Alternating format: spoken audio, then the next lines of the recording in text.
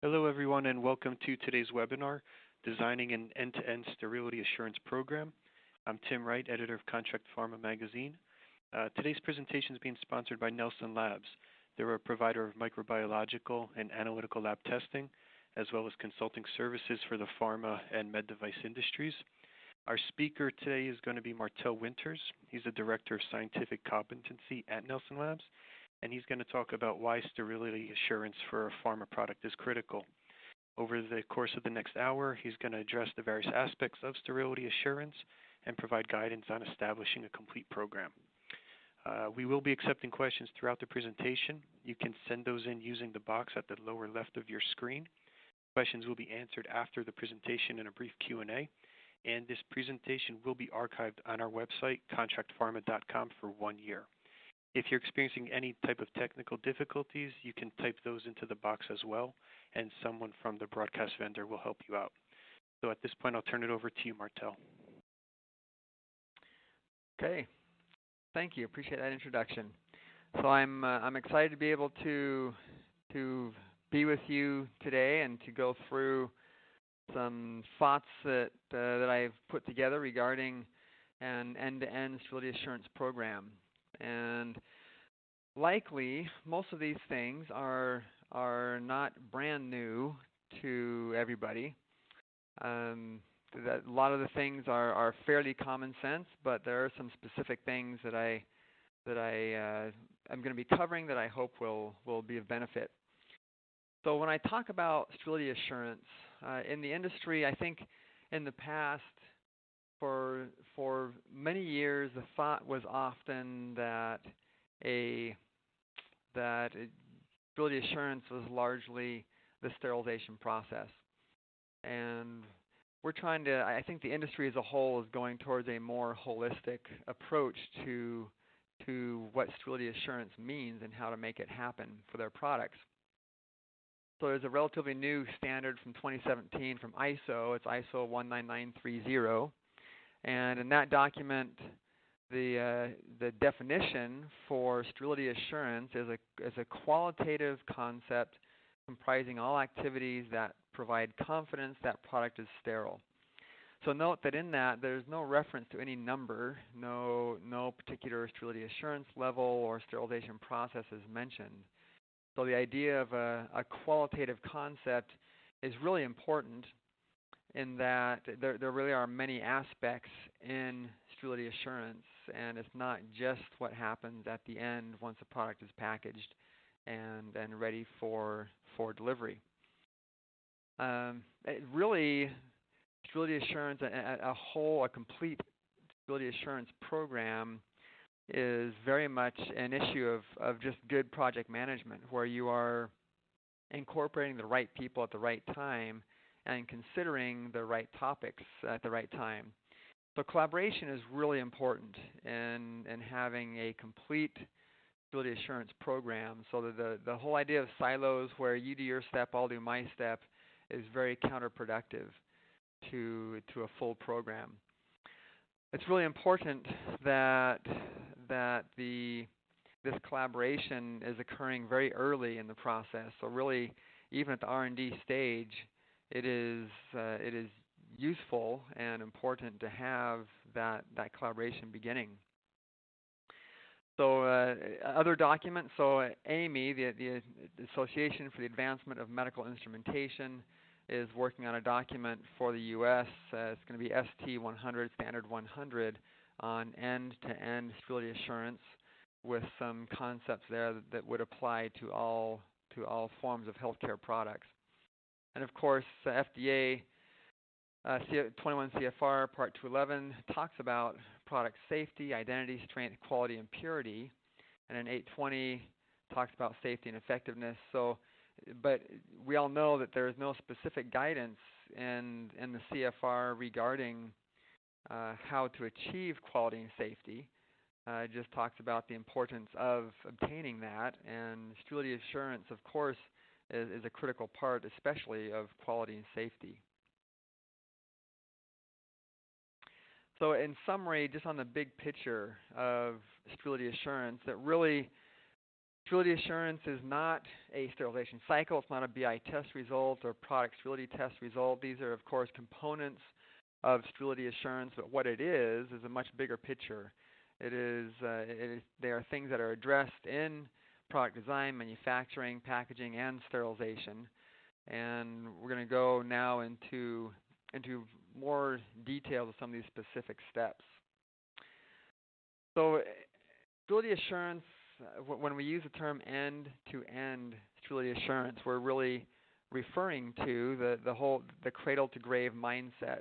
So, in each of these stages, we're going to talk about this. So, the R&D, design of product, sourcing of product, components, raw materials, manufacturing, shipping, and then the customer. Each of these has a critical role in sterility assurance when it's done properly.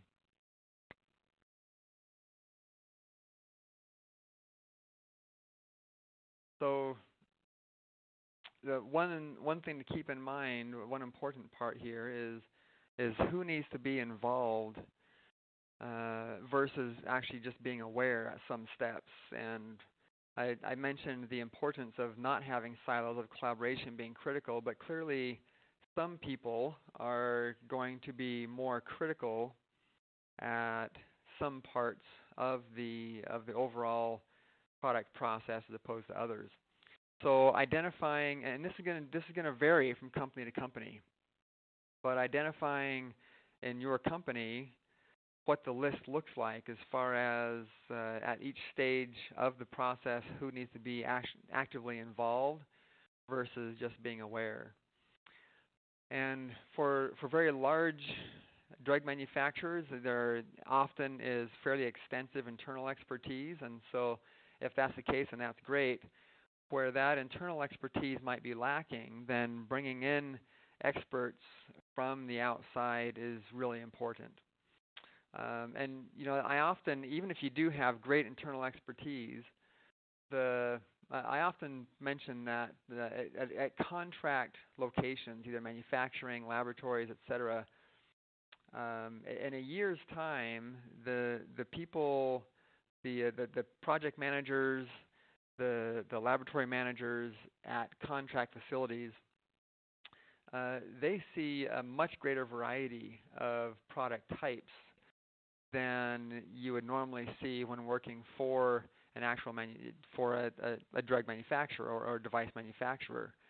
And seeing that greater breadth of product type really helps you to get good information on how you might tackle different problems in different ways. So even if there is a fair amount of internal expertise, it never hurts to bring in a couple of people from contract facilities that you trust just to get some additional perspective from them. Now, sterility assurance is all about improving patient outcomes and safety. And so, of course, that means it's related to improving company processes. If possible, even though the primary part is related to patient outcomes and safety, if we can also, as companies, if we can also improve our own processes and profits, then that's a win-win. That's what we're all shooting for. And one thing that we all know that really has a problem or causes problems with company profits and processes are recalls. I did a quick look through recalls on the FDA website, and in 2018 for device, there were 32 device recalls. In 2019 so far, there have been 29. And mostly for device, they've been related to product functionality issues. And on the drug side, so far there have been 54 recalls in 2019.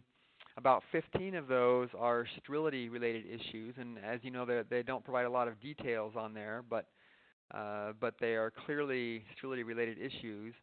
And then about 29 of those are detection of impurities and particulates. And so the question of, obviously, recalls are not inevitable. Recalls are avoidable, and it really there are many factors involved in what can cause a recall. From a sterility assurance standpoint, it really comes down to the proper functioning of end-to-end sterility assurance, rather than just having the final step be either an aseptic process with a sterility test or a terminal sterilization process. So, some examples of poor end-to-end sterility assurance. These are things that we've seen here at Nelson. And so, you have a situation with a product that needs to be a drug product that needs to be filtered as part of its process, as part of sterilization.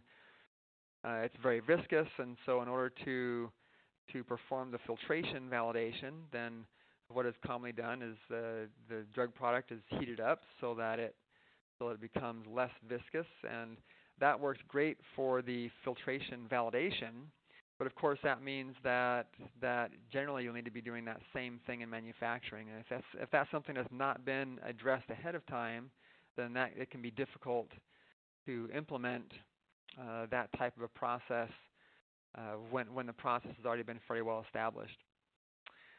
And so that can cause some issues. Questions or comments like, well, it can't be sterilized, or radiation won't work. Oftentimes those types of comments are implied. They're not necessarily empirically derived with data, or if they are, sometimes they're very simple attempts at determining a sterilization will function.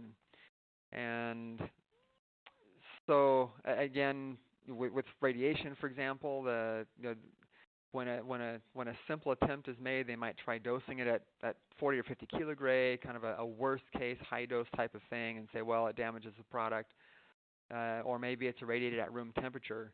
And there are many things that can be attempted, both in all forms of sterilization, to mitigate those potential issues. So, and again, with heat, it doesn't always have to be 121C or 132C for steam sterilization. So these types of things often, if they're addressed properly at the very beginning stages, then everything is going to be much better off. So I want to talk a little bit about a couple of topics here. First is terminal sterilization versus aseptic processing, and I think everyone would recognize that generally terminal sterilization is preferred. And personally, I am seeing a slow trend regarding a stricter review of whether terminal sterilization was actually attempted, and was it attempted with a decent amount of effort, or was it a feeble effort to attempt terminal sterilization?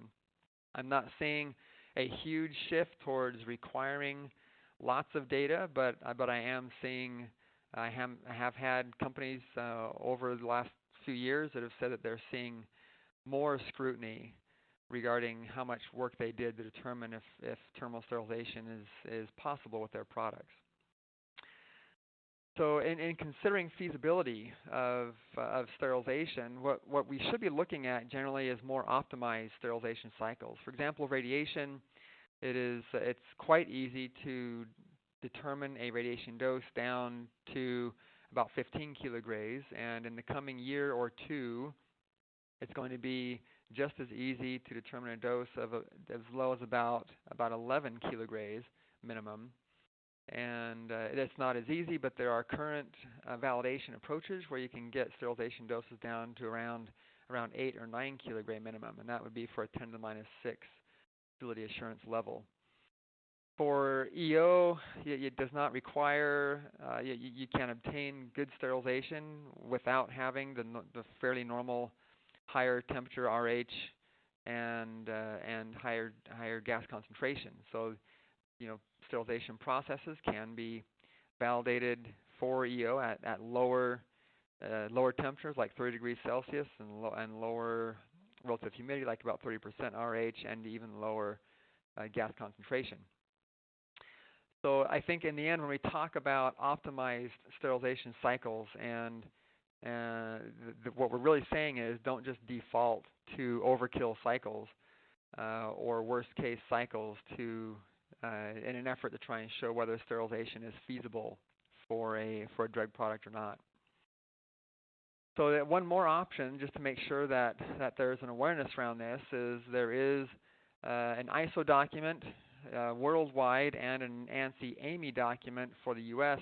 regarding sterility assurance levels and the options of considering 10 to the minus 3, 10 to the minus 4, or 10 to the minus 5 rather than 10 to the minus 6, which is the typical level of sterility assurance that is common.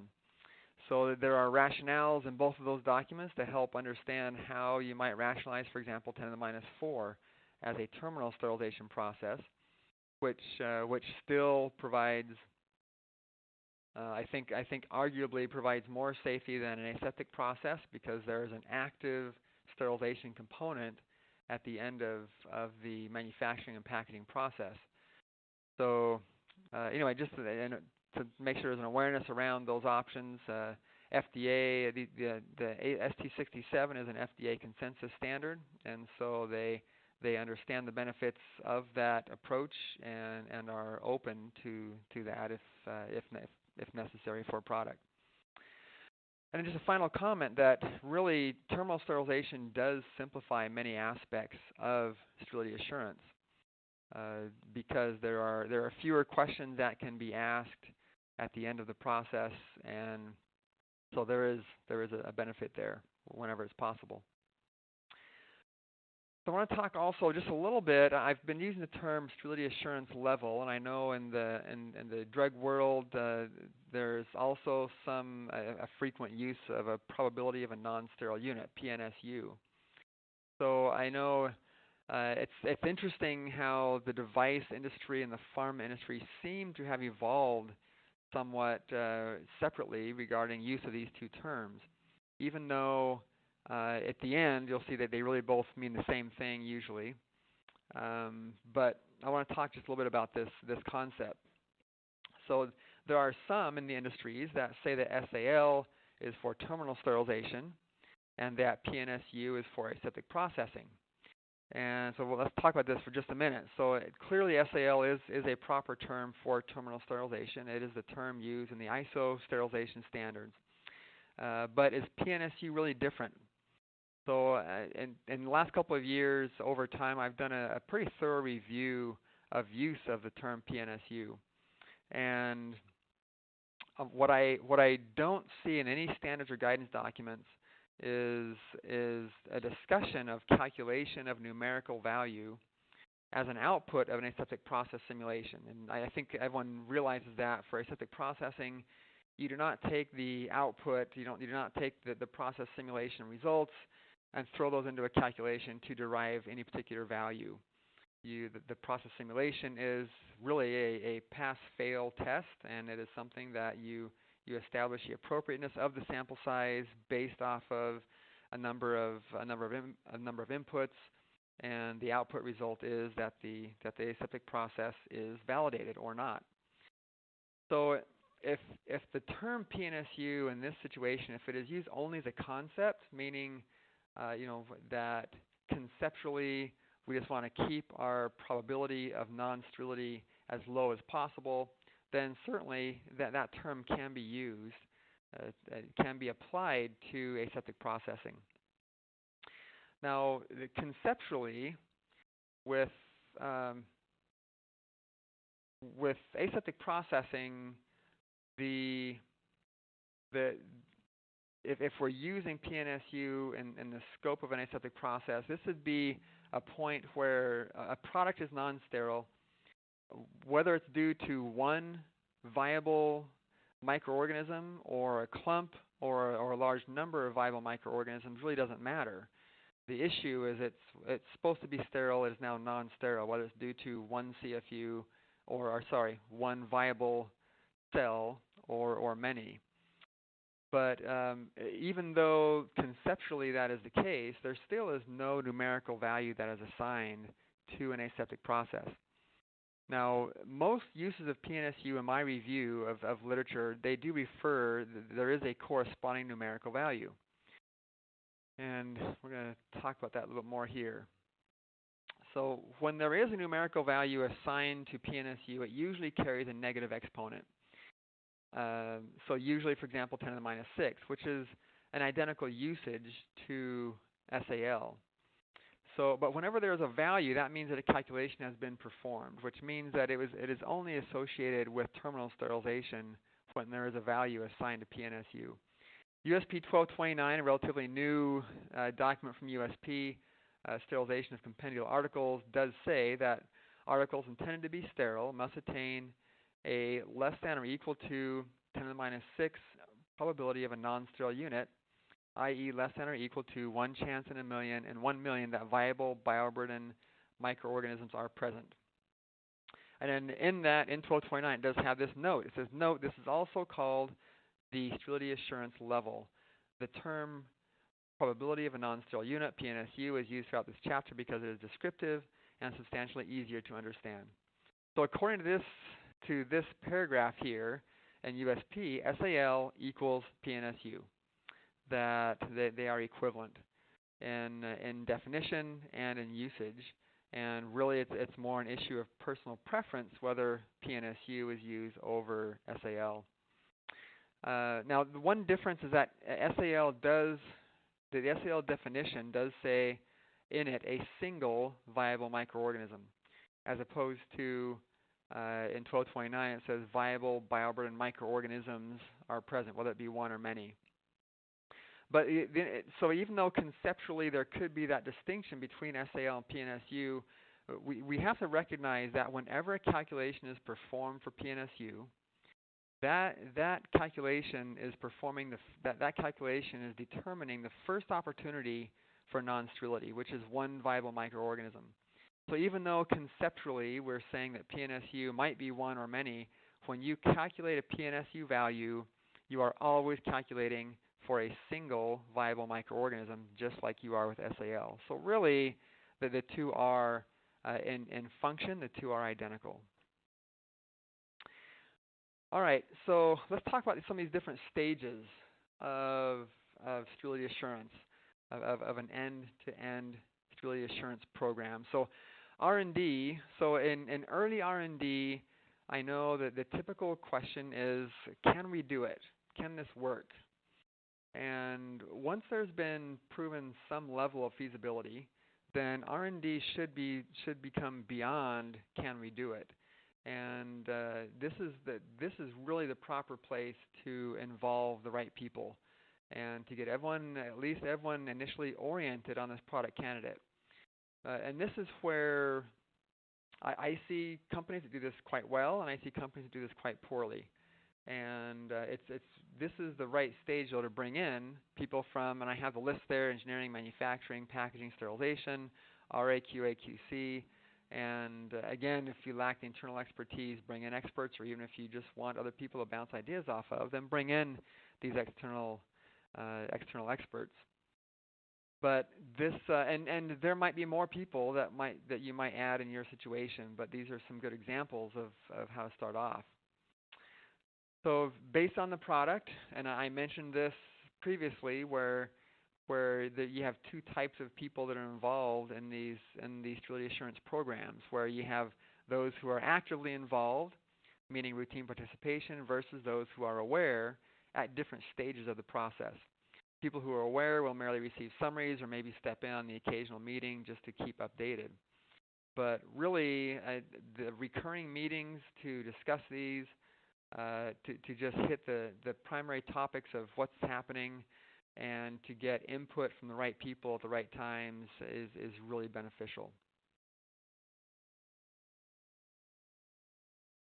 The real reason for bringing in people besides just the R&D group, just to try and find out can we make this work, is there are a lot of potential setbacks or issues that can potentially be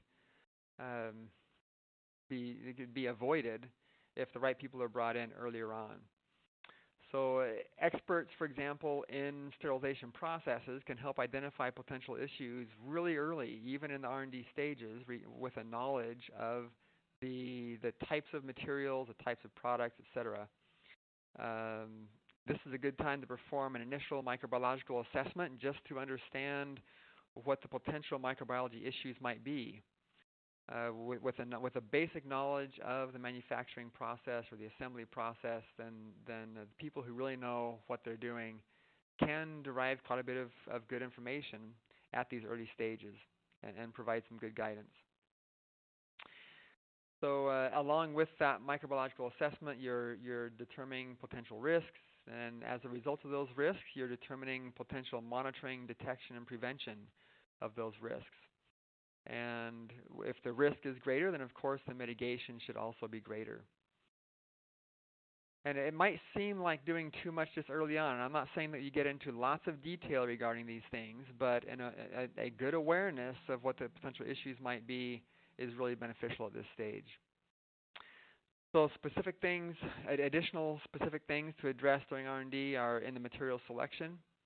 Are the raw materials suitable or sterilizable in some form? Are they suitable for sterilization? And this is a good stage where different materials can be attempted, where you might find that different additives or materials, you might have an option between a few different types, and this is the right time to say, you know, if we use this one, it'd be easier for processing or for sterilization rather than later on in the process. And you might find that actually, the variety of products or ingredients that you're selecting, turns out if they all can be sterilized with the same sterilization modality, then that means that terminal sterilization will be relatively simple for this product.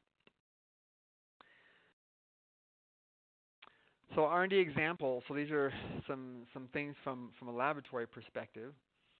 So this first example, these are the kinds of discussions we love to see. So this is a large drug manufacturer who is very aware of the manufacturing side and the R&D side of their drug products, but when it comes to terminal sterilization, although they have a lot of knowledge, they did not consider themselves experts. And so they brought us in. We talked about different modality options as far as sterilization types, and we talked about sterilization optimization. We talked about some of the process microbiology, any potential product bioburden issues, because at that stage they had a fairly good idea of what the assembly or what the manufacturing process would look like. And so with that basic information, we're able to provide pretty good guidance, as is anyone who really are people who are experts in the field of sterility assurance. Alternatively, we've also had a fairly small drug manufacturer, so they had tried several process simulations or media fills, and they had failed them, and they were at a loss as to why they were failing these process simulations. And these types of things at this stage, so the R&D is pretty much done. They've already sourced the materials. Now they're actually into some form of manufacturing for small batches. For some R&D and very early clinical trials. And so at this stage, of course, an on-site visit is more appropriate to understand what's going on. And in that visit, we're able to identify some clear improvements to the actual aseptic process they determined, to the environment of that aseptic process, as well as the equipment that they were using. And things that are obvious to me, for example, as a sterilization microbiologist or as an industrial microbiologist, are not always as clear to someone whose focus largely is on drug R&D. So just another plug. So they bring in the right people at the right time to overcome these issues as soon as possible. The next step, you might call it the design step. So this is where, again, based on your product and your situation, to determine who should be involved versus aware. And again, recurring meetings just to keep things, keep the knowledge distributed. But this is where you then begin to address items that have been brought up in the R&D discussions. So in the R&D discussions, you've already talked about determining potential microbiological risks, and so at this stage This is where it becomes more critical to put some solid processes around monitoring and detection and prevention of those risks. And specifically, here's where you're establishing controls and monitors, both what those controls and monitors are, as well as when they are taken, at what stage of the manufacturing process they're taken. Now, I'm going to talk more specifically about target values for controls and monitors later, but really, this is not the time to establish those target values. Usually at this stage, you want to determine what you want to be doing, and you might have desired values, but to establish them in a procedure, which I've seen done at this stage, normally would be counterproductive. So in the design phase, often this is where you're also selecting your partners. So you're determining who your material suppliers are, who the manufacturers are, if you're using any contract manufacturers. You're establishing sterilization and laboratory facilities, whether internal or external. You're putting some parameters around supply chain, transportation. And this is, once you've got a decent idea of who those partners are going to be, then this is a great time to get advice or feedback from those partners, especially those that are external, which have not been incorporated previously. So if some aspects of these partners are already established, then as I mentioned, they can be really beneficial in the R&D stage rather than in the design stage. So one thing that I've been seeing as a potential issue more and more recently is as you're selecting these potential partners for a product or a process, to prepare them for their supplier qualification process. So just make them aware of the types of things that you are going to need from them as a supplier or as a partner, so that there are no surprises later on. And I'll give an example of that a little bit later. This is also a good time to ask questions about customers. So can the customer, the doctor, nurse, patient, whoever the customer is, can they use the product without impacting sterility assurance? And this is a good time to be asking those questions of where might we improve sterility assurance based off of use of the customer. Then also understand the potential negative impact of product on the customer. And of course, this is always, I think, at the forefront of your minds, making sure that the customer is not impacted by potential sterility assurance issues, and then implementing mitigations for those potential issues. So a couple examples. I referred to this just recently, just in the last slide. So avoiding material supplier partners that don't allow a good review of their process. So just a few weeks ago, I was working with a customer, and they were trying to perform some degree of grouping of product types together for their sterilization process. And those of you that are familiar with family groups for sterilization processes know that you really need to understand the manufacturing process to be able to group things together appropriately. And one of their big suppliers said, well, we're not going to tell you about our process because we consider it IP. So we're not going to tell you about what types of cleaning steps we do on our raw materials or our components that we send to you.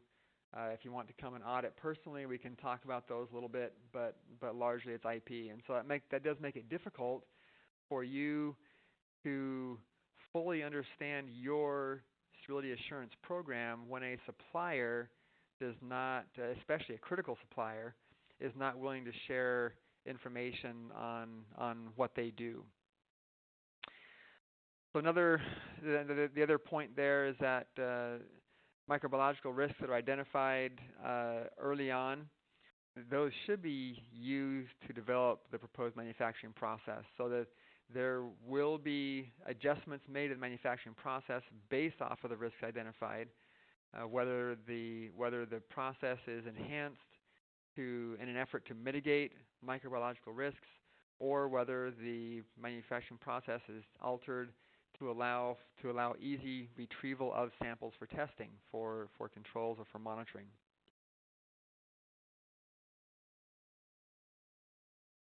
So now the next stage we'll talk about here is the sourcing stage. So this is where you're performing very thorough supplier qualification, and this is something, unfortunately, I see even very large companies that I realize it's a complex thing to do, but to categorize your suppliers based off of critical and non-critical suppliers, and if they are truly our critical supplier, then an on-site audit especially for addressing microbiological issues is really critical. Quality issues, of course, are always something that should be addressed, but I think oftentimes the quality audits, they often do not address potential microbiological issues, and then when microbiological problems come up, that's something that is addressed separately. And it's always better to address those early on as part of this big picture sterility assurance program. So an on-site audit for critical suppliers, of course, you're focusing on topics like endotoxin, biocompatibility aspects, and just overall product and manufacturing bioburden. So change control assessment and notification. I think it's safe to say that for most of those, the recalls that I referred to, and I did not dig into every single one of those, but for most of those, it seems like manufacturing, everything was fine for a period of time, and then the issue that arose was because of a change that occurred somewhere in a process that was not properly addressed. So change control is critical to good product sterility assurance. Raw material component receipt process. So I know it is common for manufacturers to have some sort of receipt process where if it's a physical product, a hard product, they're performing maybe dimensional analysis or inspection. If they're powders or liquids, sometimes they're doing other types of quality assessments of those as part of the incoming process. And those are good, but this is a good time to make sure that those are performed in a way that they do not impact the finished product. And I think I'll give an example about that in a minute. So, and then reviewing data of material and component cleaning processes. So cleaning processes, I've seen, I'll talk about this a little bit more again in a little bit, but I've seen too many cleaning processes that really are not beneficial. Someone at some point thought it would be cool to add a cleaning process just to be safe, and those processes end up not being beneficial. So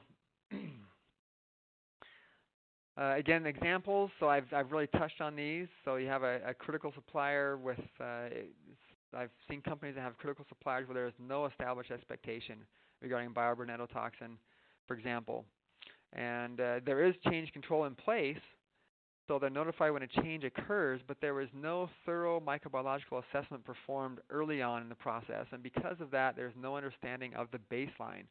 So when you don't understand the microbiological baseline of a supplier, then to add or to address changes, it's good but not best. Regarding inspection, dimensional analysis, I've seen situations there where raw materials or components, as part of the incoming process, like I just mentioned, after those are inspected, they're placed back into inventory. And the level of control sometimes there's no level of control regarding those samples that undergo those types of inspections. So addressing those ahead of time, making sure that's not happening would be really important. Material component cleaning processes. Again, I've seen too many cleaning processes with no data behind them. So they do it because they think there's a benefit, but really unnecessary processes or processes without data behind them are terribly counterproductive to sterility assurance. And so if those can be addressed at this stage and either added because there is benefit or removed because there's no benefit, then that's the time to do it. On the manufacturing side, so at the manufacturing stage, so this is where you've implemented some types of controls and monitors, and this is the time to be trending those and reevaluating those as needed. So establishing alert and action levels, and I have levels bolded and underlined there.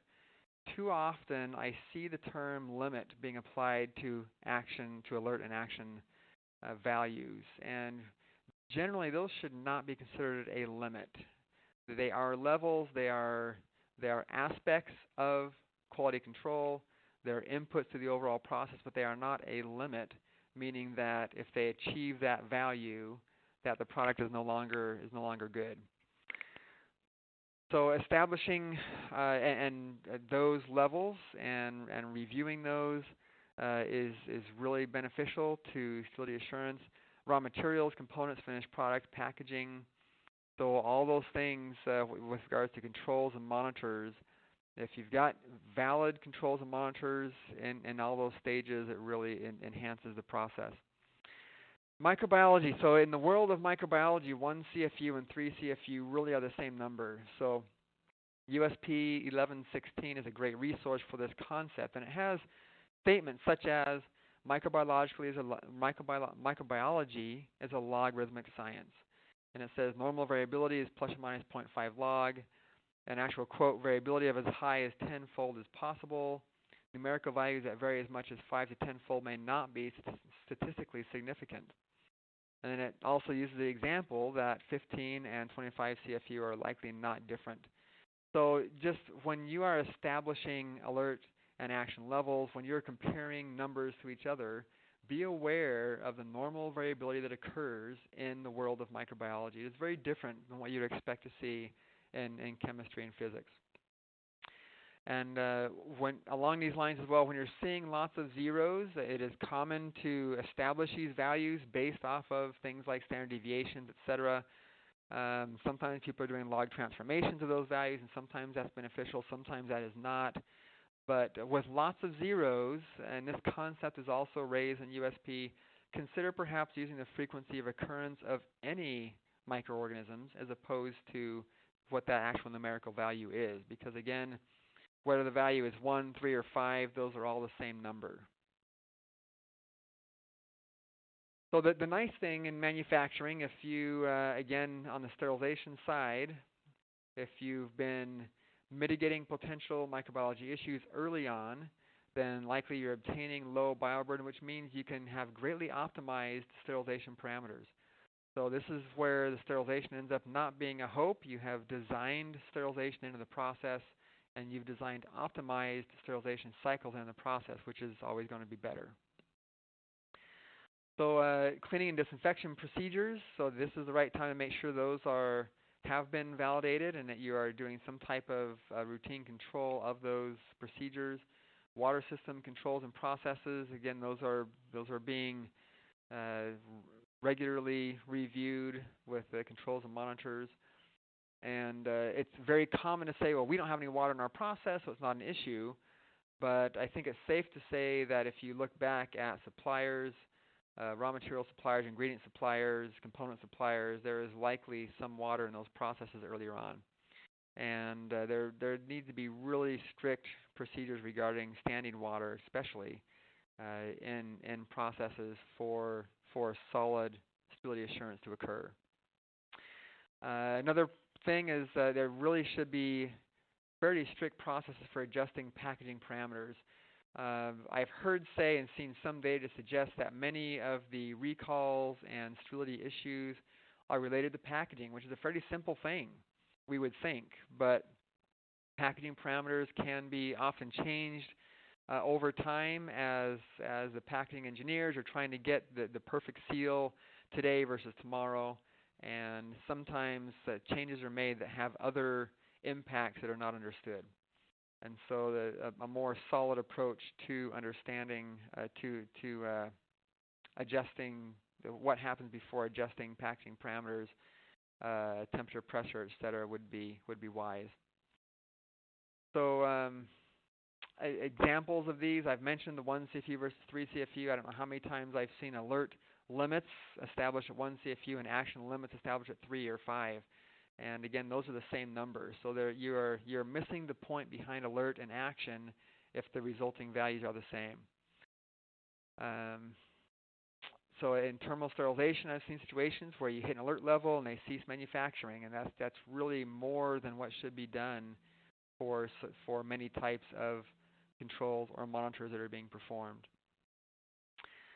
So I've also seen situations where you have the same established levels, alert and action levels, across multiple products or multiple materials or components. And although that does simplify matters, that does make it complex. And is not beneficial to the process when you have a single value applied or single values applied across the board. I've seen water in clean rooms that are changed when needed, and that's because the suppliers or the manufacturers themselves were not paying attention to the potential impact of water. And then cleaned components that are cleaned in water processes and left overnight to dry. Again, that is, in microbiology, we call that incubation rather than cleaning. So the last couple of quick topics here. So shipping, so change control of packaging processes, I've talked about that, and a shipping configuration are really important to sterility assurance to ensure that package integrity is maintained. And I'm going to touch more lightly on these last couple of topics here. Shipping generally is not an issue once it is properly established, but maintaining change control, or good change control over those processes is critical. And then as far as the customer goes, so of course the customer is the primary purpose of sterility assurance, and we've talked about these questions. Can the customer use the product correctly?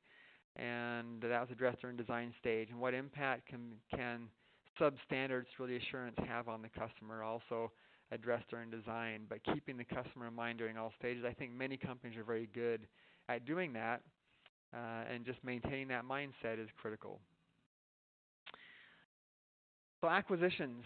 Acquisitions are situations where I often see that sterility assurance is not considered as part of the due diligence process, and that in those earlier stages, and even as the acquisition is coming to a close, oftentimes sterilization or sterility assurance issues end up being a surprise after the fact.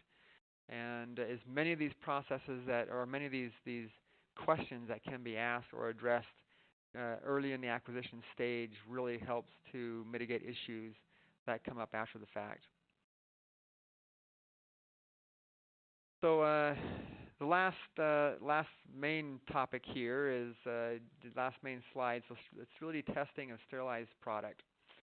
So sterility testing of a terminally sterilized product should never be a component of a sterility assurance program.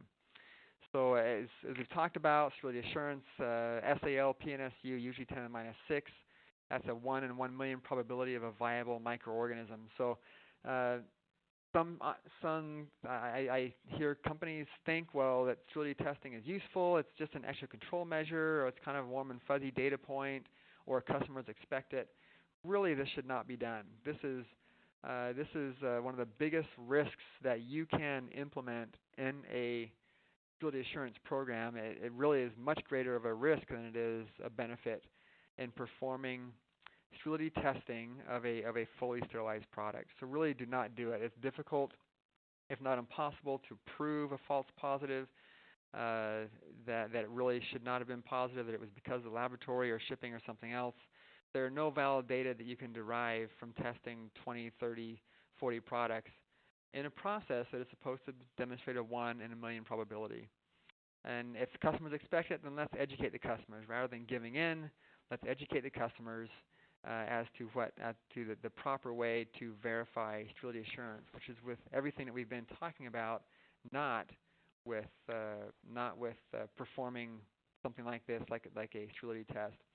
There's an FDA document that addresses this very nicely in Guidance for Industry. I have that there. It's a container enclosure integrity testing in lieu of sterility testing, and this is specifically as a component for the stability protocol.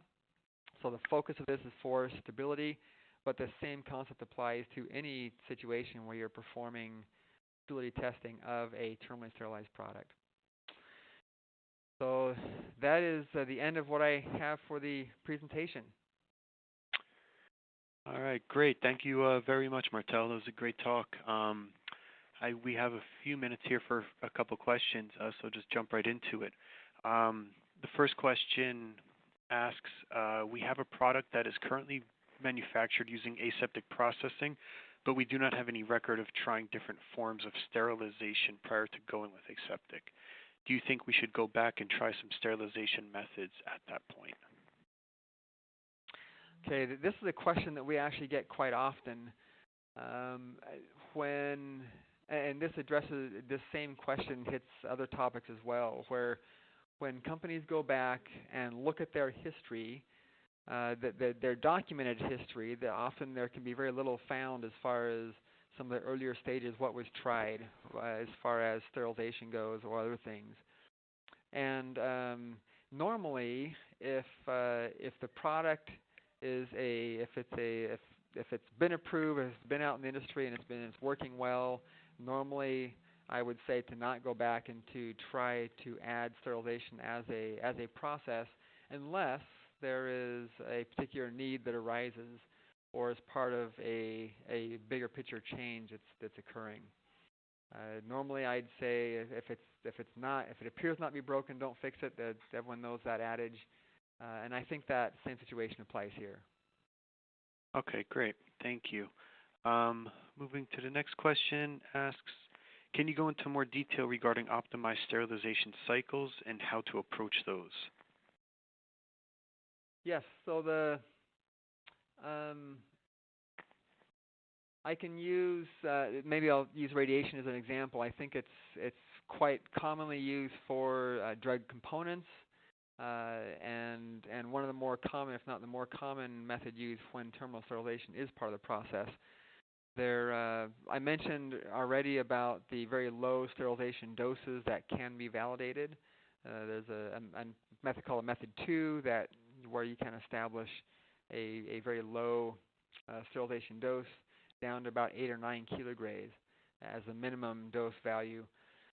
But in addition to that, I mentioned an alternative SAL. So instead of hitting 10 to the minus 6, putting together a justification as described in those two standards I mentioned for example, 10 to the minus 4.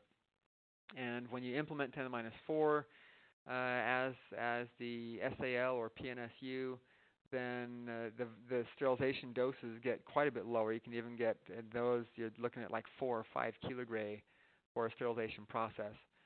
And then if you're implementing things, for example, in anoxic conditions, so you're removing oxygen from the process, or if you're processing a product at very low temperatures, for example, dry ice temperatures, that does often mitigate radiation damage to the product. So those are a couple of common things that are done on the radiation side. Another forms of sterilization that are normally overkill cycles, like ethylene oxide and steam. Instead of using an overkill approach, if you use a bioburden-based approach or a bioburden BI-based approach, those cycles can get extremely short and really do a good job towards mitigating product damage due to the sterilization process. Okay, great. Next one. We have suppliers that have cleaning processes for components, but we don't think they provide any benefit. Should we ask them to stop performing those steps? Yeah, that's oftentimes. So I think the simple answer is, unless there's a reason to know. Again, if it doesn't appear to be broken, then perhaps don't fix it. But usually, when customers I work with, when they find out that there is a cleaning process in place, it's usually because of a problem that is occurring. And there have been a couple times where that problem, that bioburden problem that was occurring, was directly tied to the supposed cleaning process. So I think if it's discovered as part of an issue, then I'd say definitely yes. It's not something that you still want to do without gathering some data, but I would recommend addressing those very carefully as part of investigations, microbiology investigations, because they can be the cause of a problem rather than something else that might jump out as an issue. Look very carefully at the cleaning processes if there are no data behind them and determine if it should be removed or not. Okay, thank you. Let's see, I think we have time for one more here.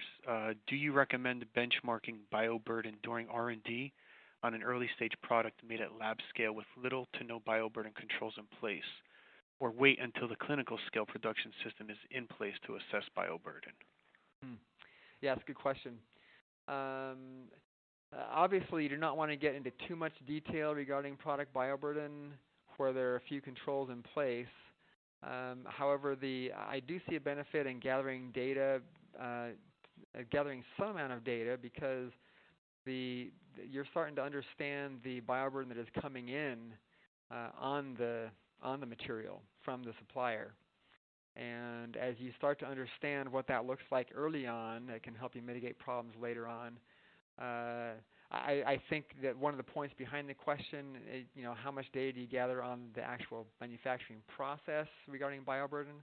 I agree that there is not a lot of benefit to doing thorough evaluations of process bioburden at that stage. But you definitely want to gather some data because the product bioburden can influence the results of clinical trials, and so gathering some data is appropriate, but not a lot at that stage. I think that makes a lot of sense. Okay, great. Thank you. So, yep, that's about all the time that we have for today. If you had a question and we didn't get a chance to answer it, Martell and the folks over at Nelson will follow up with you directly. I'd just like to give another thanks to Martell for his presentation and to our sponsors, Nelson Labs. And as I mentioned earlier, this session is going to be archived on contractpharma.com for 1 year. Thank you very much, everyone, for joining us, and have a great rest of your day.